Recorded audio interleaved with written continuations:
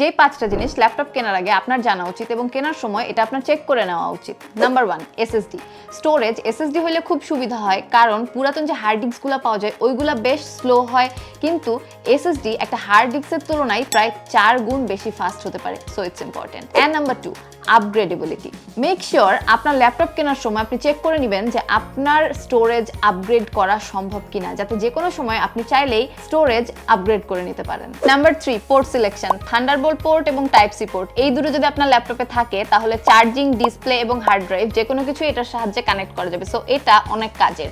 And number 4, display brightness. ল্যাপটপের ডিসপ্লেতে সবসময় ডিসপ্লের পিক্সেলটা চেক করা হয়, কিন্তু ব্রাইটনেসটাও ইম্পর্টেন্ট। 200 থেকে 300 নিটস পর্যন্ত ঠিক আছে, কিন্তু 400 বা তার বেশি নিটস হলে আপনার চোখের জন্য খুবই কমফোর্টেবল হবে। অর্থাৎ যত বেশি নিটসের ডিসপ্লে আপনি চুজ করবেন, আপনার চোখের পর স্ট্রেস তত কম পড়বে। And the last one, RGB ratio. Laptop কেনার সময় আরজিবি রেশিওটা চেক করে নিতে পারেন, ফলে অ্যাকচুয়াল কালার অ্যাকিউরেসিটা পাবেন। And for more tips, like, follow and subscribe.